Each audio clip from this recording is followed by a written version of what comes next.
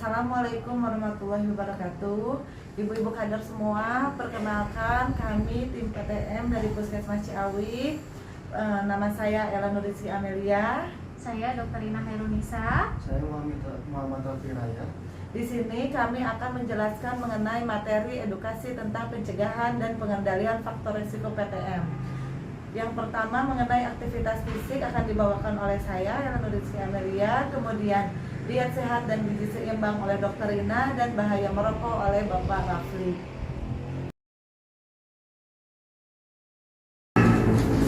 Yang pertama saya akan menjelaskan mengenai aktivitas fisik. Apa sih itu aktivitas fisik?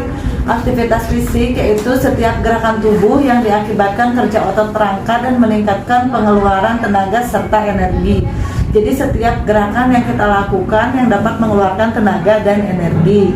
Aktivitas fisik itu bisa yang pertama seperti jalan kaki, menjemur pakaian, naik tangga, membersihkan rumah, itu termasuk aktivitas fisik. Ya, jadi secara tidak langsung kita setiap hari itu melakukan aktivitas fisik.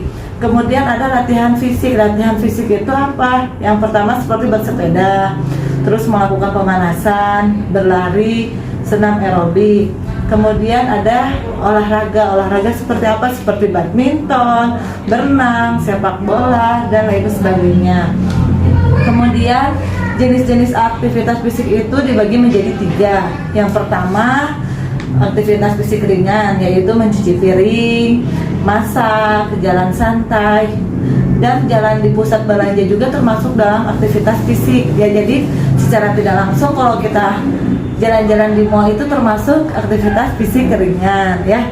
Kemudian yang kedua aktivitas fisik sedang, seperti jalan cepat, bersepeda, naik tangga, dan mengganti galon di rumah pun itu termasuk aktivitas fisik sedang. Jadi secara tidak langsung kita itu tiap hari melakukan aktivitas fisik. Dan ada yang aktivitas fisik berat yang ketiga. Seperti apa? Seperti futsal, berenang, lompat tali, naik gunung, itu termasuk aktivitas fisik berat. Apa sih manfaatnya kita melakukan aktivitas fisik? Tujuannya biar apa? Yang pertama itu aktivitas fisik dapat mencegah penyakit jantung, diabetes, hipertensi, obesitas, dan kanker. Jadi apabila kita melakukan aktivitas fisik itu dapat mencegah penyakit-penyakit tersebut.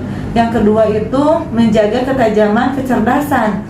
Kita yang melakukan aktivitas fisik akan terjaga kecerdasan kita akan dan kemudian kita akan berpikiran lebih positif.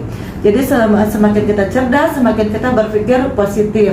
Kemudian dapat meningkatkan kualitas tidur. Akibat adanya aktivitas fisik yang sehat, kita akan kita akan lelah, dan aktivitas tidur kita akan menjadi baik, kualitasnya juga menjadi baik, ya. Kemudian dapat meningkatkan kemampuan fisik kita, jadi kita tidak merasa lemas, tidak merasa lemah gitu, karena kita sudah terbiasa melakukan aktivitas fisik tersebut. Kemudian berapa banyak sih aktivitas yang diperlukan oleh kita? Kita bisa melakukan aktivitas itu sekitar 30 menit 3 sampai 5 kali seminggu, ya. Mungkin itu saja yang dapat saya sampaikan mengenai aktivitas fisik. Kemudian kita akan masuk ke materi berikutnya. Materi kedua yang akan disampaikan yaitu mengenai diet sehat dan gizi seimbang. Gizi seimbang itu apa sih? Nah, gizi seimbang adalah asupan makanan yang cukup secara kuantitas, kualitas, dan mengandung berbagai zat gizi yang dibutuhkan di dalam tubuh. Tujuannya apa? Supaya kesehatan tubuh kita terjaga dan kita dapat melaksanakan aktivitas kita sehari-hari secara optimal. Untuk diet sehat sendiri, yaitu kita menjaga pola makan kita dengan anjuran sesuai dengan Kemenkes, yaitu isi piringku. Isinya apa aja sih? Nah, terdiri dari makanan pokok, lauk pauk, buah-buahan, dan sayur-sayuran. Terdiri dari 1/4 karbohidrat, 1/4 protein, dan setengah terdiri dari sayur dan buah. Sedangkan anjuran untuk konsumsi normal per hari, baik itu gula, garam, dan lemak, yaitu untuk gula sendiri dalam sehari kita membutuhkan asupan gula sebanyak 4 sendok makan per hari. Untuk garam kita membutuhkan 1 sendok teh per hari dan lemak yaitu 5 sendok makan per hari. Nah, kenapa kita harus menjaga itu? Karena apabila kita mengkonsumsi gula berlebih, itu akan terjadi kegemukan atau obesitas yang juga bisa mengakibatkan faktor resiko untuk terjadinya diabetes mellitus. Untuk bila kita mengkonsumsi garam berlebih, kita akan mengalami atau menderita penyakit hipertensi atau penyakit jantung, dan apabila kita mengkonsumsi lemak yang berlebih, kita akan itu mengakibatkan penyakit jantung ataupun penyakit stroke. Nah, untuk pedoman itu ada 10 pedoman gizi seimbang yang diterapkan oleh Kemenkes. Yang pertama yaitu membiasakan mengkonsumsi aneka ragam makanan pokok. Yang kedua, batasi konsumsi makanan manis, asin, dan berlemak. Yang ketiga adalah lakukan aktivitas fisik yang cukup dan mempertahankan berat badan ideal. Yang keempat yaitu biasakan mengkonsumsi lauk pauk yang mengandung protein tinggi. Yang kelima, kita mencuci tangan, memakai sabun dan air mengalir. Yang keenam, biasakan sarapan pagi. Yang ketujuh, biasakan minum air putih yang cukup dan aman. Dan kedelapan, banyak makan buah dan sayur. Yang kesembilan, membiasakan membaca label pada kemasan pangan atau makanan. Yang kesepuluh adalah mensyukuri dan menikmati aneka ragam makanan. Itu adalah 10 pedoman gizi seimbang yang harus kita terapkan di kehidupan sekarang, yang ada di pedoman umum gizi seimbang. Mungkin itu saja, dilanjutkan dengan materi selanjutnya. Materi yang selanjutnya adalah mengenai bahaya rokok. Dari mana perlu kita ketahui bahwa di dalam satu batang rokok terdapat 1000 bahan kimia berbahaya, yang dimana itu terdapat zat seperti tar, nikotin, dan benzema.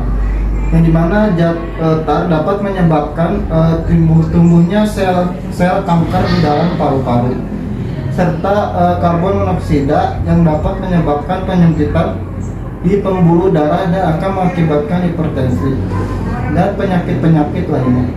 Dan penyakit yang ditimbulkan dari bahaya rokok ini yaitu yang pertama adalah seperti hipertensi, jantung, stroke, dan juga kerusakan pada gigi dan mulut. Dan juga dapat menyebabkan cepatnya kerapuan pada tulang dan juga penyakit lainnya yang berbahaya. Maka dari itu di Amerika menyebutkan bahwa rokok ini disebut sebagai paku jenazah karena dampak dari rokok itu sendiri yang penyakitnya sangatlah berbahaya. Maka dari itu diharapkan untuk ibu atau bapak mengertilah untuk bahwa rokok ini sangat berbahaya dan segeralah berhenti meskipun sulit. Namun jika kita niat dari hati, maka akan muncul niat untuk berhenti merokok seperti itu. Demikian pemaparan yang kami sampaikan. Jika ada kekurangan, mohon maaf. Wassalamualaikum warahmatullahi wabarakatuh.